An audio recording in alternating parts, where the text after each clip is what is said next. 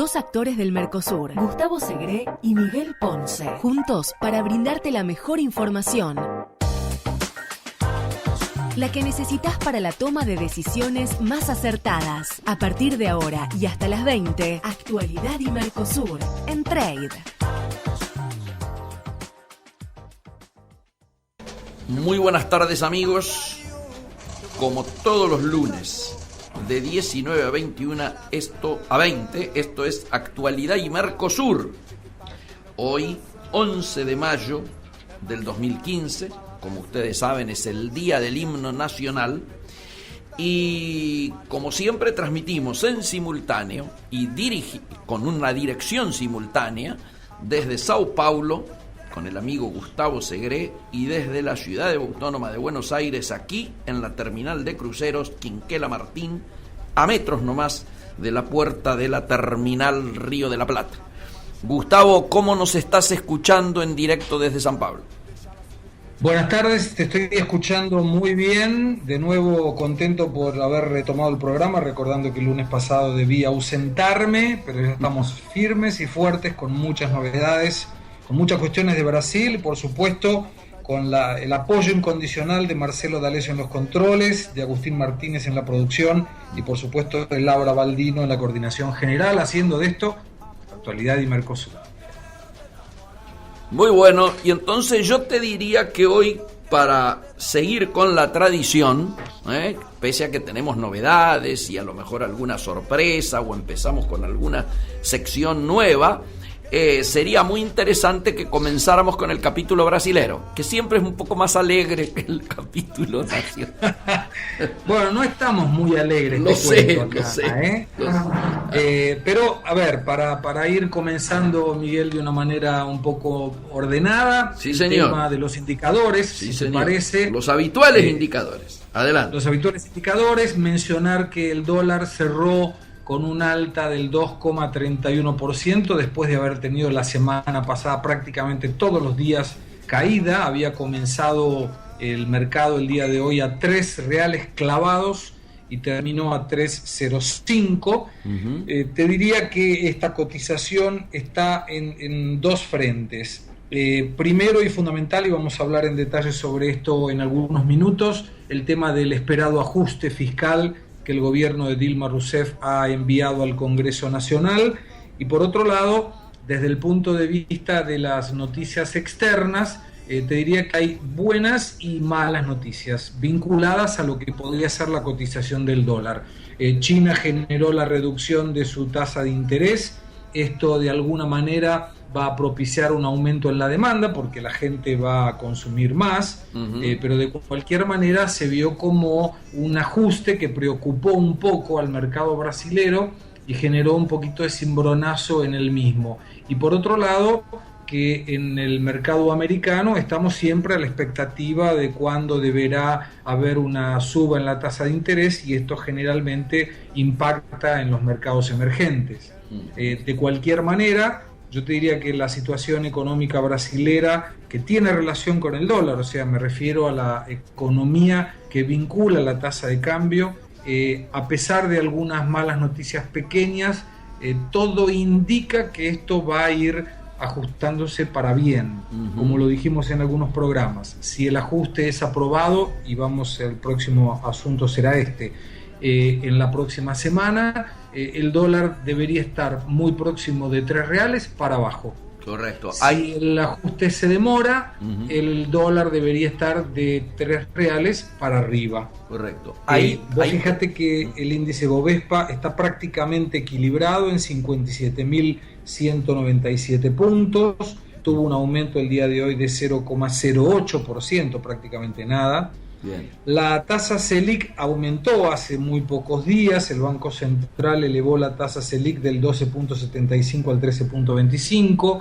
Esto indica que la preocupación del gobierno continúa siendo el control de la inflación, a pesar de arriesgar para el control de la inflación el aumento de la economía. Correcto. Recordando nuevamente, cuando el mercado, o cuando el Banco Central, mejor diciendo, en Brasil aumenta la tasa de interés, esto genera dos cosas: que aquel que tenga el dinero en el banco opte por dejarlo en el banco y no compra nada, porque entiende que tiene una tasa de retorno mayor, esperar a comprar de acuerdo al tiempo que él estime, con una tasa de interés que será positiva sobre la inflación, entonces no gasta. Y aquel que no tiene el dinero y que iba a comprar alguna cosa en cuotas, al aumentar la tasa de interés Selic le aumenta naturalmente la cuota, entonces opta por no comprar. Correcto. Esto generó un impacto bueno en la inflación. El índice de inflación del mes de abril fue del 0,71%, lo cual nos lleva a pensar en una reducción sobre el mes anterior que, según las proyecciones del gobierno, debería estar cerrando en alrededor del 7,70-8% al año, que para Brasil es muy alto. Correcto. Que está por arriba del techo permitido del 6,5%, pero de cualquier manera está demostrando que, de nuevo, la preocupación del gobierno no está en el crecimiento con inflación, y sí está en controlar la inflación a pesar de no tener crecimiento. Correcto. Importantes las novedades y los números económicos. Ahora, ¿qué tenemos de la política, Gustavo? Mira, de la política tenemos, te diría 2 o 3 noticias. Una de ellas, por supuesto, el tema del ajuste. Claro. Y esto tiene algunas cosas muy interesantes para analizar. El gobierno de Dilma Rousseff le envía al Congreso Nacional las medidas de ajuste propuestas por el ministro Joaquín Levy, como modo de mostrarle al mercado que el gobierno estaba preocupado con el exceso de gastos del 2014 y que necesitaba imperiosamente volver al superávit fiscal, o sea, a gastar menos de lo que recaudaba por el pago de tributos. ¿Cómo hace esto? El gobierno emite 2 medidas provisorias se refiere que tienen plazo acotado, claro, salvo que sean aprobadas por el Congreso. Y estas medidas provisorias, que llevan el número de 664 y 665, fueron tratadas en la Cámara de Diputados y aprobadas por la Cámara de Diputados, lo cual le dio una tranquilidad al ministro, una tranquilidad al gobierno, pero dejó muy preocupado a todos el aspecto de la negociación y de la votación. Y vos fíjate algunas cositas. Ganaron, a pesar de haber intervenido personalmente el vicepresidente Michel Temer, del partido Movimiento Brasileño Democrático. A pesar de esta intervención, ganaron por solo 25 votos en la Cámara. Estamos hablando de 500 y tantos diputados. Sí. Ahora, vos fíjate que el próximo paso es la aprobación en senadores. Exactamente. Debería ser esta semana. ¿Por qué no está definido cuándo será el día? Porque podría ser mañana o podría ser el miércoles. Porque tanto el Partido Movimiento Democrático Brasilero, recordando de nuevo, partido del vicepresidente, partido del presidente de diputados y partido del presidente de senadores, aliado al gobierno, está esperando para mostrar si apoya o no, que condicionado a su apoyo tenga la liberación de cargos. O sea, si el gobierno de Dilma Rousseff nombra a indicados por estos 2 partidos, entonces estos partidos darían el apoyo al ajuste. Si esto no sale a tiempo, se para la votación. Clásico toma y daca. Exactamente. Ahora, fíjate vos que no es solamente un problema estrictamente vinculado al PMDB y el Partido Progresista, que son los 2 partidos aliados, sino que de este partido progresista, sobre 39 diputados que tiene, 18 le votaron contra el ajuste. ¿Qué va? O sea, la propia base aliada no le está jugando a favor. ¿Y qué esperás vos en senadores? ¿Qué esperás que ocurra en Senado?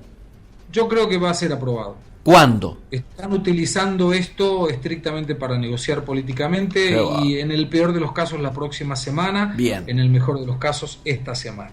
Bien.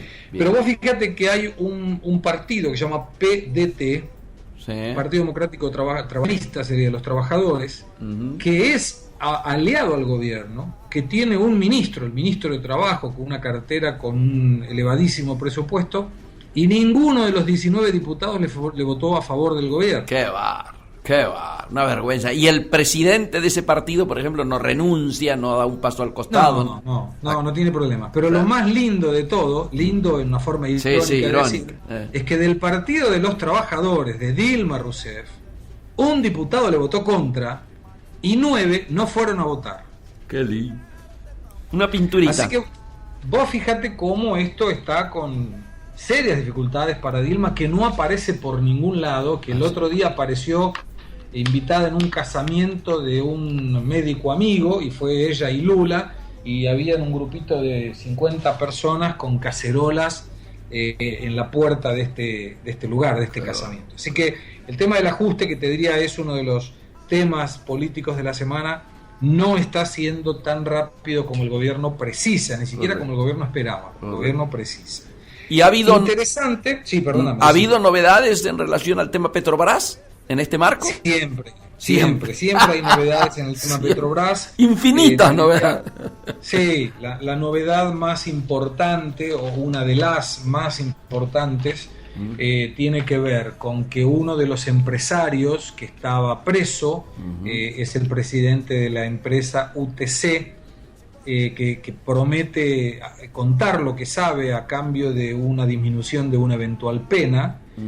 Mencionó claramente que donó 7,5 millones de reales para la campaña de Dilma Rousseff, indicando que temía que si no él aportaba ese dinero, los contratos de Petrobras no le iban a salir.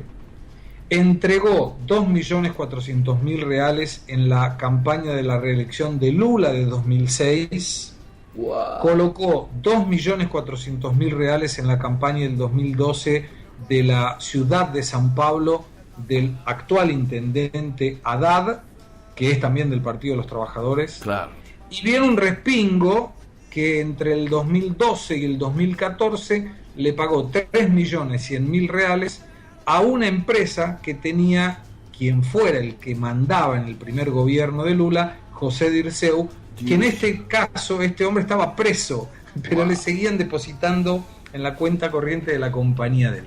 Así que esto de Petrobras siempre, por supuesto, estamos atentos y acompañando cualquier noticia, porque, bueno, obviamente a cualquier momento aparece algo raro. Claro. Fíjate vos, Miguel, que con alguna demora el Tribunal Superior Electoral le rechazó las cuentas al Partido de los Trabajadores. Estamos hablando de las cuentas del 2009.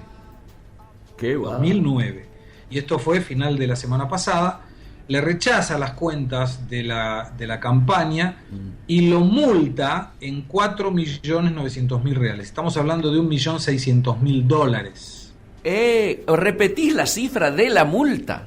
Sí, claro, lo multó en 4.900.000 reales, que en la equivalencia daría $1.600.000, y además le coloca como pena, digamos, que no podrá recibir 3 cuotas mensuales del fondo partidario en este año 2015. El fondo partidario es el fondo que el gobierno, a partir del Tesoro Nacional, distribuye con los partidos políticos de acuerdo a la cantidad de electores que tiene. Sí. ¿Qué deja de recaudar el Partido de los Trabajadores? 29 millones de reales. Estamos hablando de 10 millones de dólares, además de la multa. Qué va. ¿Cuál fue la irregularidad? Pero fíjate que yo creo que esto es bueno para la democracia, porque te demuestra que no hay amiguismos, que la justicia, en este caso la justicia electoral, está funcionando bien, y le coloca como irregularidad que utilizó 2.300.000 reales para pagar un préstamo del Banco Rural. El Banco Rural era el que participó de todo el escándalo anterior del Partido de los Trabajadores, porque el Partido de los Trabajadores le va cambiando el nombre a los escándalos, y fue el mensalón, ¿eh? El Partido de los Trabajadores se envolvió en una falcatrúa, como le dicen acá, violenta, de mucho dinero, denominado mensalón. Correcto. Utilizó dinero del recurso del fondo partidario para pagar este préstamo. Tribunal Superior Electoral le rechazó la cuenta y lo multó en $1.600.000. Hacemos una pausita, Gustavo, y volvemos nuevamente desde allá. Dale. Adelante. Mercosur, la información más estratégica con los mejores protagonistas. Gustavo Segre y Miguel Ponce.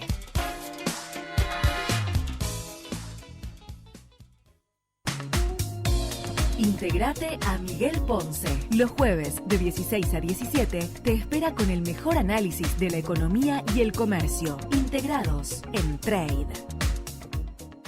Y daba, Gustavo, para que siga sonando esto, ¿no? Lástima Qué linda que... música. Qué bar. Bueno, ya que estamos con lindas cosas, ¿qué podés agregar? Bueno, lindas cosas. En realidad, primero, antes de contarte lindas cosas, te cuento otra cuestión muy importante que tiene indirectamente alguna relación con lo que está ocurriendo en Argentina. Me refiero a las cuestiones de la Corte Suprema de Justicia. Ah, sí. Aquí la Corte Suprema se llama Superior Tribunal Federal, STF, Sí. y tiene 11 miembros. En este momento 10 miembros, ya que uno había renunciado. Joaquín Barbosa fue el que los metió presos a todos los del Partido de los Trabajadores por el escándalo del Mensalón.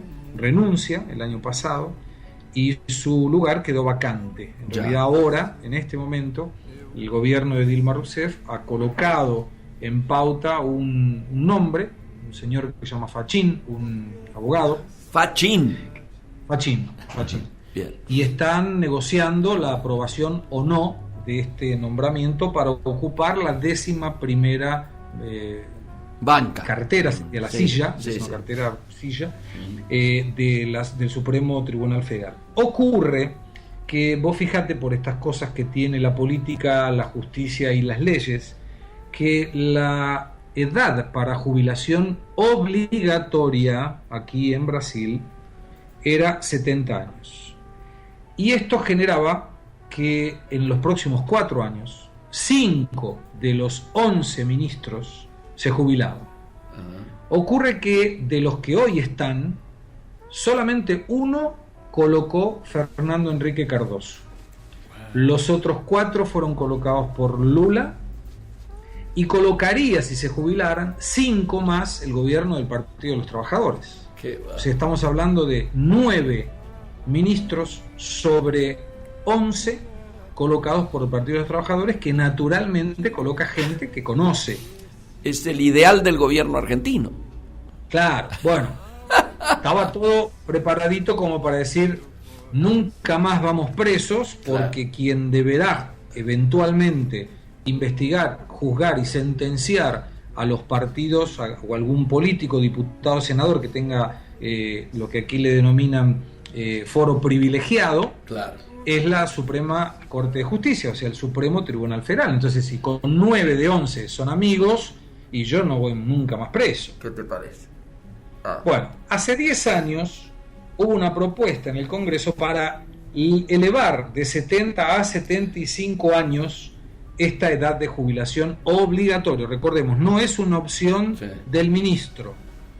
Llegó a los 70 años, se tiene que ir a la casa. Y te digo esto para que podamos comparar con lo que está ocurriendo en Argentina, ¿no? Correcto. Bien. De buenas a primeras, el Congreso Nacional, a partir del propio presidente de la Cámara de Diputados, Eduardo Cunha, recordando nuevamente, partido aliado de Dilma Rousseff, dice: muchachos, vamos a aprobar esta propuesta, que es una propuesta de reforma constitucional. No es una ley cualunque que aprobaron los diputados y se acabó el problema. No, esto es una modificación a la Constitución. Y le aprobaron esta ley que aumenta de 70 a 75 años, con lo cual no será el gobierno de Dilma Rousseff que determine los próximos 5 ministros que se van a jubilar. Se jubilan en el próximo gobierno, que no sabemos de quién será. Correcto. Lo cual deja una Corte Suprema mucho más equitativa.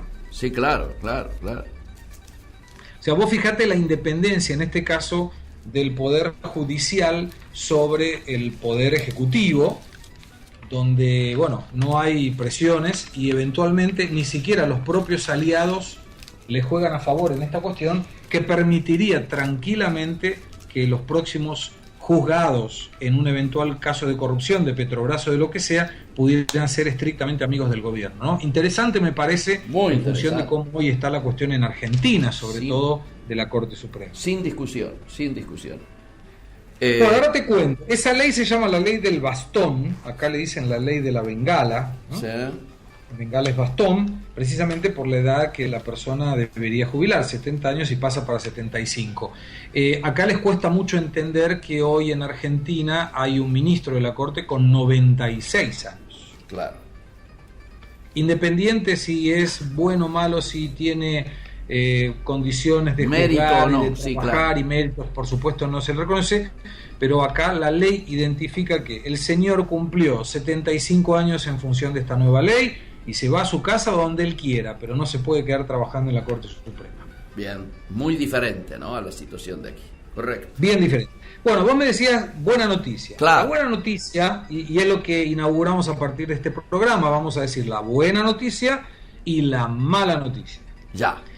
La buena noticia, estuvo la semana pasada una exposición muy importante supermercadista aquí en San Pablo, denominada APAS, en la que tuvo una participación muy importante la República Argentina, con 3 pabellones uno al lado del otro, coordinados por la Fundación Exportar y la Cancillería Argentina, con algo así como 40 empresas argentinas que participaron, que se encontraron con la siguiente realidad. Y por eso buena noticia por la proyección. Los productos argentinos gustan, los brasileños están dispuestos a comprar, no están muy dispuestos a importar, pero sí están dispuestos a conversar. Bien. Y cuando empezaban a conversar se encontraban con un problemita que no tenía que ver con el lado brasilero y sí con el lado argentino, que era la competitividad del producto. Wow. Vos fijate que enfrente al pabellón argentino estaba el pabellón chileno. No quiero pensar. Y los vinos, por ejemplo, tenían un diferencial, pero fenomenal en relación a precio. Y vos sabés que los vinos chilenos tienen muy buena calidad también. Sí, sí, sí. Con lo cual nos encontramos con un mercado brasilero apto a conversar, apto a escuchar, apto eventualmente a comprar, pero en muchos casos el producto argentino no tenía esta posibilidad de ingresar al mercado por esta situación de la competitividad. Fue muy valorada la gestión de Exportar y de la Cancillería, donde nosotros estuvimos participando. Debes recordar en un último viaje que hice a Buenos Aires, sí. Donde dimos una conferencia explicándole a los empresarios argentinos qué se irían a deparar cuando negociaran con el brasileño. Correcto. Y todos entendieron y vieron que realmente es un mercado donde uno necesita conocer la cultura para poder negociar mejor. Así que fue una buena experiencia. Sí, eso es de la buena noticia. Integra la buena con su costado cuestionable, que es el de la competitividad, ¿no es cierto? Por supuesto. Ahora, yo valorizo mucho empresas pequeñas, en algunos casos, algunas que nunca habían venido a Brasil, sí, que tomaron la determinación de venir, de conocer, claro, el mercado, de saber cómo funciona el mercado, sí, claro, del supermercadismo. Y de hacer la experiencia, ¿no? De hacer, claro, la experiencia. Claro. Y vos fijate, le preguntaban lo que nosotros hablamos siempre, a qué precio llega el producto colocado en el depósito de aquí, claro, y muchos argentinos no sabían, los requisitos que tenía el producto para ser importado, y algunos, claro, empresarios tampoco sabían. Claro. Y se encontraron con que aquí prácticamente es imposible trabajar con una carta de crédito, y algunas empresas argentinas que habían participado en ediciones anteriores y que ya comenzaban a hacer algunos piecitos, colocar algún piecito para poder operar. Ahora, vos fijate, antes de dar la mala noticia, sí, que tiene que ver con este tema, Brasil, a partir de su mejora en el tipo de cambio, o sea, aprovechando una de las variables de la exportación, comenzó a trabajar muy fuertemente con programas que tenía guardaditos, claro, sobre internacionalización de empresas. Fundamental. ¿Interpretando qué, Miguel? Y vos fíjate cómo en algunos casos a veces un país que es socio nuestro como Brasil espera el momento oportuno para colocar una regla, un proyecto en pauta que posibilita mirar de acá algunos años, porque el resultado nunca será en corto plazo. Apunta básicamente este proyecto a 2 vertientes. Una, capacitar a las empresas, sobre todo pymes, para que puedan estar preparadas para esta internacionalización. Y esto es fundamental, porque la pyme es la que te mueve, al margen de que sea cada una de las empresas una agujita chiquitita, en la cantidad de empresas que hay operando, naturalmente la aguja se mueve más. Ya. Pero lo más importante, y es lo que tantas veces hemos comentado, que ayuda y prepara a las empresas brasileras a que se instalen comercialmente en el exterior. Sí, señor. Y no fabricando. Sí. No fabricando. Protege la fabricación brasilera, pero le dice, mira, si vos querés entrar al mercado africano, por ejemplo, en África del Sur se encuentran con una cultura muy parecida a la brasileña, donde no son tan amigos de importar, donde no son tan proclives a entender de comercio exterior. Entonces el gobierno y las agencias de apoyo a las exportaciones promueven que la empresa brasilera se instale comercialmente en el mercado que desee, que ella continúe fabricando en Brasil y que exporte a sí misma en este mercado al que él desea ingresar. Y de esta forma conoce la cultura, consigue solucionar cualquier problema mercadológico que pueda tener rápidamente y aparte de eso consigue mejorar la competitividad porque no necesita ganar en los dos mercados. Correcto. Basta con que gane en su cotización FOB. Así que me parece interesante como un poquito de envidia de manifestar que el gobierno brasileño y sus agencias de promoción están aprovechando este momento para internacionalizar empresas. Vamos a la mala. Ahora sí, la última, y con esto cierro si querés, la mala noticia, hay una empresa argentina, IMSA, muy conocida. Pescarmona. Pescarmona, en el caso brasilero, está en la producción de parques de energía eólica. Claro. Y está vendiendo activos para reestructurar la empresa porque la empresa realmente está muy mal. Vos fíjate que tiene en su deuda completa, el grupo de acá lo menciona claramente, el diario Valor Económico, para salir de manera sustentable del proceso de recuperación judicial en el cual está, el grupo argentino IMSA y sus asesores financieros y jurídicos trazaron 3 pilares para el plano de reestructuración de la deuda de 3.200 millones de reales. 3.200 millones. Estamos hablando de 1.000 millones de dólares de deuda. Esto de deuda solo en Brasil, porque dicen que el grupo está muy comprometido en estos momentos. Solo de deuda en Brasil, valores actuales de la Wind Power Energía, le dicen WPE. Primero, venta de activos de generación de energía para conseguir pagar deudas. Segundo, traer un nuevo socio para la compañía, que se quedaría solamente con una unidad de fabricación de equipos generadores. Y en tercer lugar, readecuación de la deuda con los acreedores financieros y proveedores dentro del flujo de caja que la compañía permita. Buenísimo. El pasivo correspondiente a 390 millones de dólares está en poder de algunos acreedores extranjeros, 150 millones de dólares solamente con el Banco Interamericano de Desarrollo, el BID, y otros tantos bancos locales y algunos títulos que ha colocado generan estos 1.000 millones de dólares de deuda. Así que es una mala noticia, por supuesto, porque se trata de una empresa de capital argentino que está pasando serias dificultades en el mercado brasileño. Sí, señor. Nos vamos ya al paréntesis de la media hora y retornamos. Muy bien. Brasil, coloque un pie sin meter la pata. Trade, espacio publicitario. Jack Dorsey lo creó en marzo de 2006 y lo lanzó en julio del mismo año. Hoy, más de 500 millones de usuarios generan 65 millones de tweets por día, 140 caracteres para decir lo que pensás. Conectate. Somos @TradeRadioFM. Trade. Música y negocios en el orden que vos quieras. Llega 4G de Movistar. Ahora vas a poder compartir todo en tiempo real. Movistar. Más información en movistar.com.ar/4G LTE. Según algunas fuentes, la idea original surgió mientras se estaba desarrollando un servicio de radio online, una red que permite enviar mensajes de texto plano de corta longitud llamados tweets. Un mundo en el que podés expresarte y contarnos qué opinás. Somos @TradeRadioFM. Trade. Periodismo de carga. Fin espacio publicitario. Bueno, y con este himno de María Bethania, ¿qué te sugiere, Gustavo? Samba de bendición, sería samba de la bendición. Qué lindo, qué temas, qué temas. Todos son lindos. Yo te diría que es muy raro no encontrar una música brasilera bonita, ¿no? Cierto, sí. Para ir haciendo una transición hacia lo argentino, empecemos, diríamos, recordando algo que este fin de semana ha tenido repercusión relativa aquí, pero que había generado una cierta expectativa, Gustavo, que es el acuerdo argentino-brasilero en el sector automotriz, sector clave, ¿no es cierto?, para la industria argentina. Ha sido claramente la locomotora, ¿no es cierto?, de la recuperación industrial en todos estos años, yo diría en la década por lo menos, y que había mucha expectativa. ¿Por qué?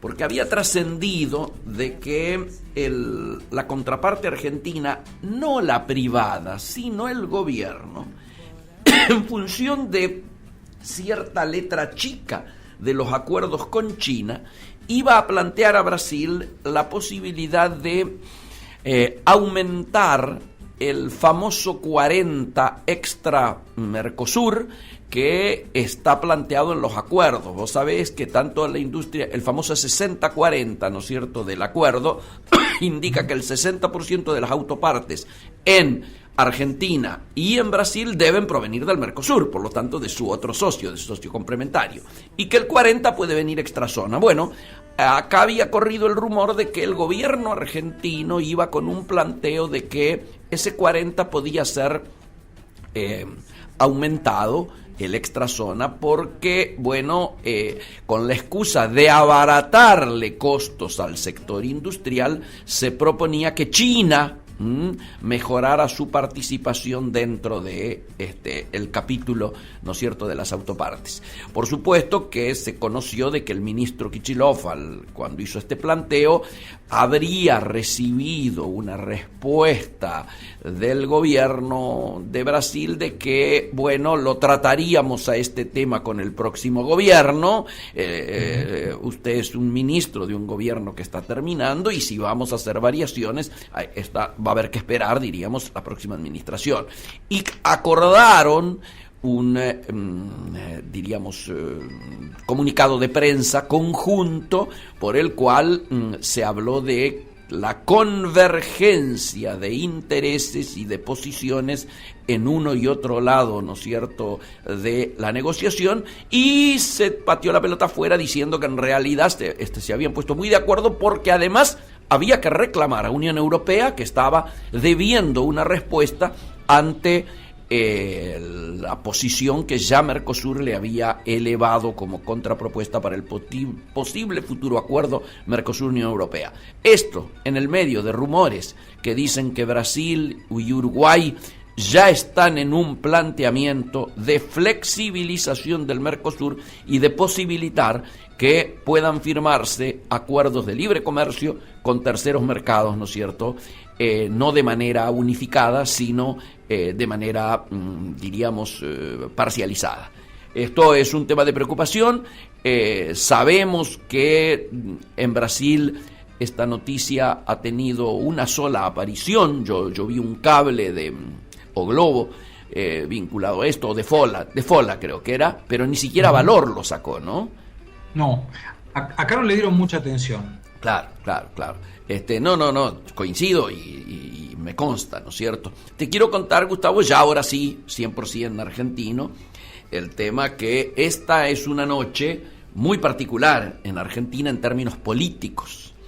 Alguno dirá, ¿qué tiene que ver con la economía y qué tiene que ver con nuestro programa? Pero vos sabés, nosotros no nos hacemos los distraídos, nunca ante hechos que obviamente son de alto impacto.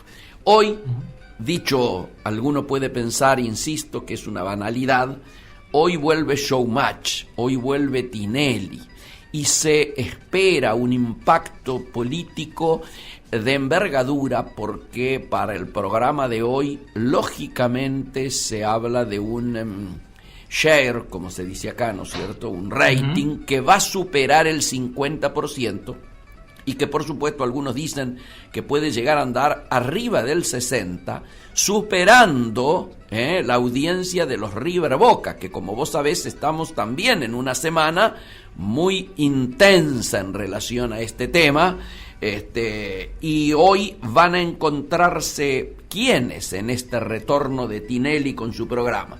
Los tres candidatos presidenciales elegidos por Tinelli como los que más posibilidades tienen. Y va a estar en orden de aparición el gobernador Scioli y su señora esposa, luego va a estar Massa, el diputado Massa, el alcalde de Tigre, ¿no es cierto?, exalcalde de Tigre, con su señora esposa, militante política también, hija de una familia históricamente de la militancia peronista, como la familia Galmarini, y va a estar obviamente Mauricio Macri y Julián Aguada, con lo cual estamos todos juntos en el piso, en distinto orden de apariciones, con negociaciones en relación al tipo de temática que se va a tocar con cada uno de ellos. Lógicamente van a estar sus dobles, es decir, quienes los van a imitar a lo largo del año, y seguramente Tinelli no se va a privar de alguna de sus filosas ironías al respecto, siempre pensando en el rating, por supuesto. Este fin de semana ha tenido... le ha dado, yo diría, un espaldarazo importante a la presidenta, porque ha reconocido su vínculo estrecho con el expresidente Néstor Kirchner y ha calificado a la señora presidenta como titular de un gobierno, diríamos, con cosas buenas y con algunas con las que el cual él no está de acuerdo, pero le ha dado un importante aire. Esto originó, para que tengas idea, Gustavo, la queja de Randazzo, la queja de Margarita Stolbizer, la queja de todos los que no han sido invitados. No sé si tomás dimensión de qué estamos hablando, porque también habla de nuestra sociedad. Uno puede llegar a interpretarlo esto desde un simplismo de decir, no, esto es importante porque se dirige a mínimo 4 millones y medio de televidentes simultáneos por televisión abierta, de gente que habitualmente no se dedica a la política o no se mete en la política, pero que haya del otro lado tanta expectativa de la política por este hecho, está marcando de alguna manera cómo se mueve la sociedad, ¿no es cierto? Es decir, cuán importante es para la sociedad este tipo de expresiones. Obviamente, el que más negocio hace, te queda claro que es Massa. ¿Por qué? Porque, como todo analista se da cuenta, hoy Scioli y Macri están en una posición que a priori todo el mundo diría que esa es la segunda vuelta, mientras justamente en el día de hoy ha sufrido una nueva devaluación Massa, al perder ni más ni menos que al jefe de su bloque parlamentario, a Giustossi, que ha tomado distancia del Frente Renovador, por lo cual en el proceso de descenso o de deterioro de la candidatura de Massa, que hizo sin embargo un importante acto en Vélez Arfiel, el que más ha movilizado hasta ahora de los 3 candidatos, pese a lo cual las mediciones le vienen dando, yo diría, números no muy optimistas. Por lo tanto, hoy aparecer como uno de los 3 en un pie de igualdad con los otros 2 ya ha ganado, aunque diríamos luego en la performance pueda perder. El hecho de ya aparecer en un pie de igualdad con Scioli y con Macri ya significa un triunfo, ¿no es cierto? Se comprende. Ahora, no, perfectamente se comprende. Acá salió, no, por supuesto no lo del programa, sí, claro, de Tinelli, ¿no? Obviamente, pero sí salía como que Massa estaba perdiendo un poco de apoyos. Absoluta, sí. Y que esto iría casi a la polarización entre Scioli y Macri, claro, después de las PASO. Le dieron mucho interés aquí también a la cuestión de la votación para el Parlasur. Sí, señor. Hay un debate, se está esperando que la justicia defina la ubicación de esa boleta, es decir, si va a ser la primera a la izquierda, o sea, antes de la boleta presidencial, o si va a ser luego de la boleta presidencial, porque eso origina, vos sabés, un problema de cartel. En la boleta Parlasur va en distrito único en todo el país. Ya se está hablando de que estaría encabezada por la actual presidenta y que el número 2 sería Leopoldo Moró.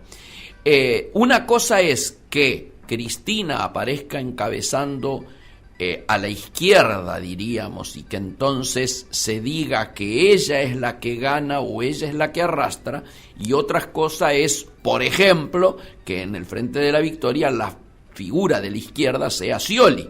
Entonces, este tipo de cosas están siendo miradas aquí con mucha atención. Me parecía importante, Gustavo, hacer un algo que tiene que ver con nuestro programa, y que tiene que ver también con lo que hablábamos recién. Vos hablabas recién del rol de la Cancillería y de la Fundación Exportar en esta importante muestra que ha habido allí en Brasil, en San Pablo en particular, ¿no es cierto?, vinculada precisamente a la alimentación.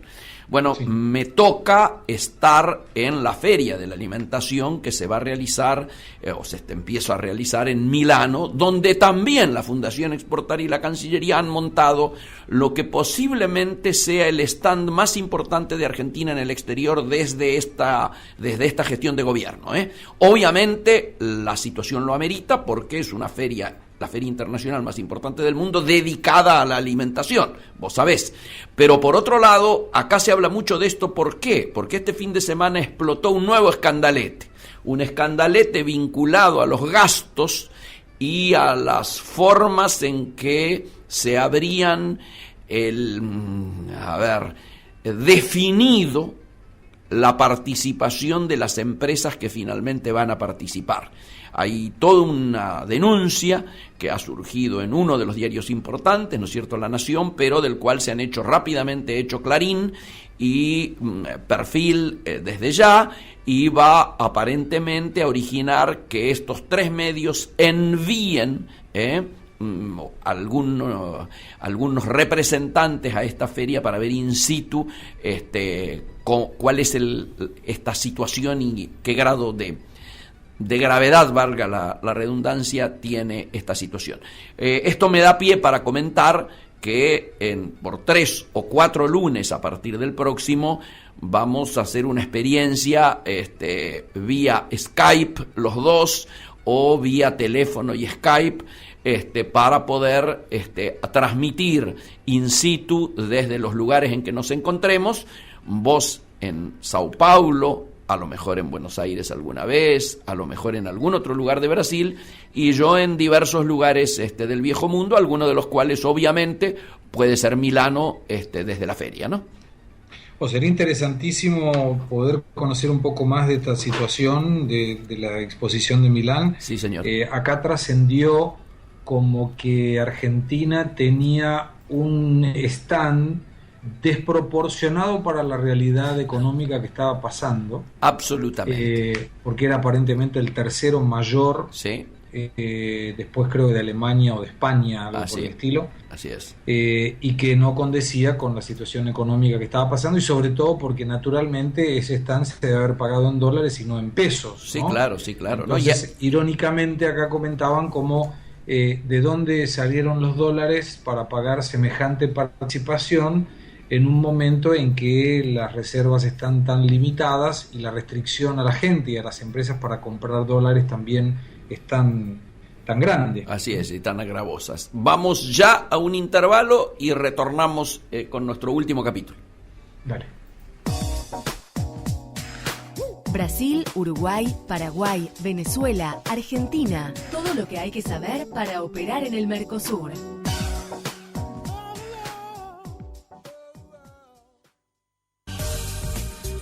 Somos lo que fuimos. Un intento por comprender la Argentina, con la conducción de Rosario Lufrano, premiado con el oro como mejor documental histórico en el New York Festivals. Todos los viernes a las 16 por Trade.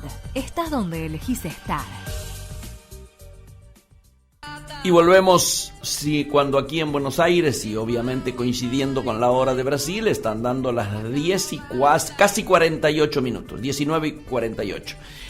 Gustavo, ha habido un tema último que ha pasado relativamente desapercibido, pero que no tiene, diríamos, una importancia menor, que es que en el momento en que se está poniendo en dudas la continuidad de las DEJAI como principal herramienta de la Administración de Comercio Exterior, una larga conferencia de prensa del secretario Costa clarificó, puso énfasis, trató de rescatar la transparencia y la agilidad con que se está administrando el comercio exterior, tanto las de JAI como los ROE. Y dijo explícitamente: pueden quedar algunos pícaros que estén diciendo que las vende, pero él da certeza de que esta operatoria no existe y que por supuesto convoca a quien tenga alguna noticia al respecto a denunciarla, que desde que él está a cargo de la cartera nunca ha escuchado ni ha tenido ninguna denuncia al respecto. Nos parece importante de manifestar esto porque evidentemente no parece casual esta aclaratoria, particularmente porque hubo un cuestionamiento muy importante a cierta cantidad de toneladas que van a ser entregadas por fuera de la administración de las cámaras en relación precisamente a los ROE, ¿no es cierto?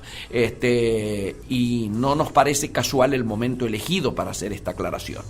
Pero bueno, esto está en el marco, ¿no es cierto?, de una etapa en un año electoral, por lo tanto también hay alguna suerte de, diríamos, interpretación política de por qué justo se sale en los momentos que se sale, ¿no es cierto? En estos momentos nada se lee en clave que no sea clave electoral.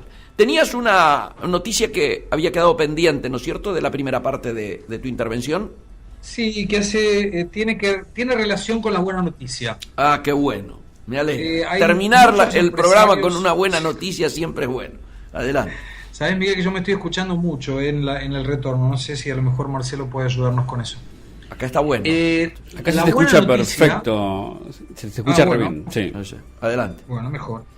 La buena noticia, o vinculado con la buena noticia, tiene que ver con la cantidad de consultas de empresas argentinas que han retomado la pregunta sobre cómo puede encauzar sus negocios en Brasil.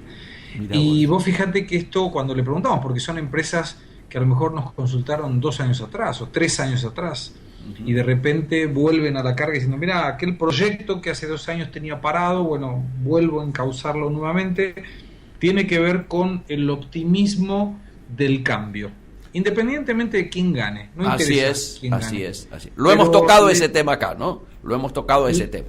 Sí, claro. Y le da un optimismo interesante al punto. Vos fíjate, Miguel, que yo te diría que a lo largo del 2014 debemos haber hecho una tramitación de unas 6 residencias. Residencias es en función de los acuerdos del Mercosur y de la facilidad que el Mercosur le da a los empresarios de los países miembros, la posibilidad de que tramite su residencia para poder controlar su inversión. Entonces, si vos deseas constituir una empresa acá o querés trabajar directamente en Brasil o querés invertir en alguna compañía que pueda ser brasilera o extranjera, o hasta crear tu empresa para fabricar o comercializar algún producto, vos podés tramitar la residencia. Entonces sería argentino, por supuesto, manteniendo tu documento argentino, y tramitas también la residencia permanente o provisoria, que te coloca como que vos residís también en Brasil. Ajá. Y a lo largo del 2014 debemos haber hecho la tramitación de unas 6 residencias. Es un trámite que tiene un poco de dificultad para la obtención de la documentación, pero es un trámite rápido en la confección del trámite, y después hay que esperar más o menos unos 6 meses para que llegue el documento en sí, el documento físico. Y en lo que va, te diría en 2 meses, porque esto no comenzó en inicio de año, sino a partir de marzo, ya hay 14 empresarios que han resuelto tramitar su residencia en función de los proyectos que vendrán. Gustavo, ¿de qué sectores? ¿Tenés idea? Sí, por supuesto. Sector logístico, una empresa del sector logístico, otra empresa de autopartes para motos y bicicletas, otra empresa que tiene que ver con la moda. Bien. Todas ellas producción argentina, y esto me parece que es muy destacable. Muy bien. Y hay 2 empresas de servicios. Que tienen que ver con prestación de servicios, una también en temas logísticos y otra en la colocación de tecnología para redes de informática. Y se espera más, digamos. Vos notás que el flujo como que es creciente. Yo te diría que lo que está restringiendo de alguna manera más empresas pensando en este concepto de exportarse a sí mismo, que hemos denominado con mi hermano y socio Germán canal propio de distribución, tiene que ver estrictamente con la restricción por parte del gobierno argentino de no permitir capitalizar estas empresas. Así es, sin duda. O sea, si tuviera libertad como para capitalizar, aún con productos, como lo hemos hablado en algunas circunstancias también en el programa, yo te diría que la cantidad de empresas argentinas que podrían venir acá, y con un mercado grande como es el mercado brasilero, a pesar de la restricción que pueda haber en su crecimiento económico, le daría una posibilidad interesante, tanto de continuar fabricando en Argentina como de abrir un mercado nuevo, ¿no? Un mercado brasileño. Ahora vos fíjate, pero me da la sensación de que puede mejorar mucho más. Ahora vos fíjate que de alguna manera vos dijiste el motivo es la dificultad actual, pero también al comienzo habías dicho, cuando tocaste este tema, de que el motivo también era el optimismo en cualquier cosa que venga, ¿no es cierto? Sea la que sea. Y vos fíjate que esto tiene que ver con, bueno, cómo miramos, cómo va a transcurrir la economía en el resto del 2015. Y todos estamos pensando que va a seguir chata, digamos, como hasta ahora, ¿no es cierto? O sea, la tranquilidad financiera debería ayudar a alguna suerte de repunte económico.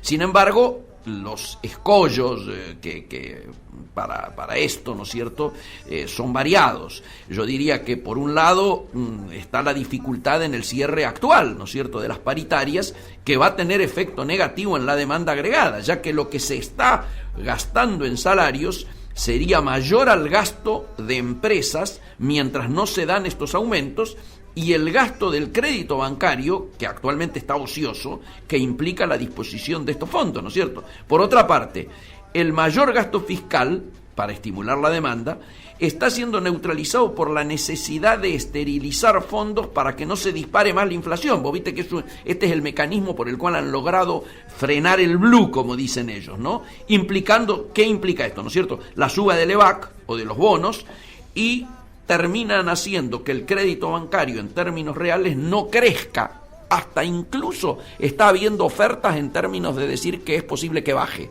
Esto hay que tenerlo, diríamos, en claro de por qué hablamos de chatura en el resto del 2015. ¿Está? Ahora, una pregunta que tiene que ver estrictamente con la cuestión esta de salarios. Acá, por supuesto, los brasileños preguntan, y nosotros también leemos, claro, que está aparentemente a comenzar la negociación por el aumento de salarios de algunos sindicatos en Argentina. Sí. ¿Cómo funciona? ¿Todos los sindicatos lo hacen al mismo tiempo?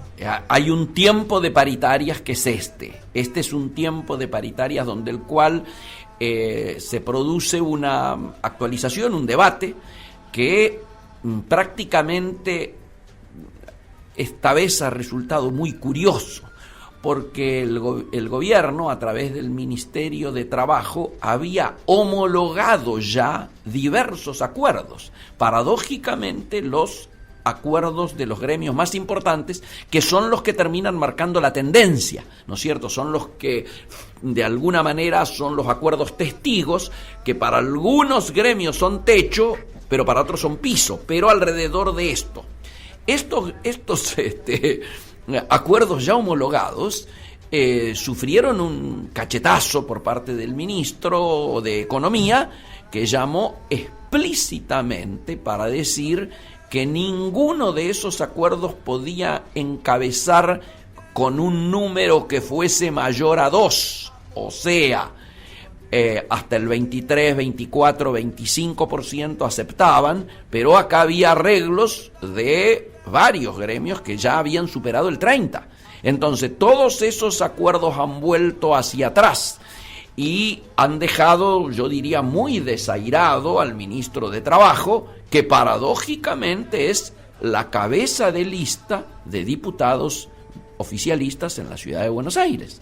Por lo tanto, imagina el revuelo que hay al respecto, y además nunca se había dado una situación así, porque uno de los elementos del relato fuerte era el de paritarias libres. Bueno, esto también ha quedado enterrado en el recuerdo y ha quedado enterrado por el peso fáctico de la realidad, ¿no? Ahora, qué cosa como el del propio gobierno son colocaciones que se contraponen, ¿no? Unas a las otras.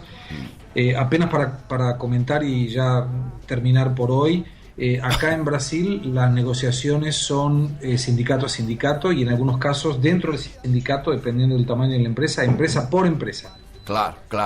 Y es una vez sola al año, se denomina decidio. Y cuando ¿cómo se denomina? Hablando de sindicatos, decidio. Mira decidio. Nunca había escuchado. El decidio sería como la recomposición salarial. Una vez al año, por ejemplo, en nuestra compañía, de acuerdo al sindicato que tenemos, en el mes de agosto nos dan, el sindicato patronal negocia con el sindicato de empleados cuál será el ajuste. Sí. En términos generales siempre es un poquitito arriba de la inflación del año. Claro, hay una recuperación salarial entonces. Claro, y es una recuperación que con una inflación baja es interesante. Vos fíjate, si la inflación fuera del 6% y el ajuste es del 8%, bueno, en el comienzo del pago recompone el 6% que se fue perdiendo a lo largo del año. Claro. Al tercer o cuarto mes ya estás equilibrado nuevamente. Cuando tenés una inflación muy elevada, esto se va perdiendo mucho más rápido, ¿no? Claro. Vos te imaginarás acá, Gustavo, que uno de los temas que altera todo esto es precisamente el no tener cifras confiables. Vos allá en Brasil estás hablando, bueno, es el 6, entonces recomponemos el 8 y nadie discute que es el 6. Claro. Acá digamos, el gobierno tiene el INDEC y algunos gremios aceptan esto y otros no, y bueno, punto, ¿no? Nada. Señores, exactamente 20 horas estamos entregando en tiempo y forma esto que ha sido Actualidad y Mercosur. Un fuerte abrazo, Gustavo, y la próxima vez estaremos unos kilómetros más de distancia entre nosotros. Gran abrazo. Pero siempre con el corazón juntos, Miguelito. Absolutamente. Enorme. Gracias a Marcelo, por supuesto, gracias a Laura y gracias a Agustín. Que sigan todos muy bien y una buena semana. Magnífico. Hasta entonces.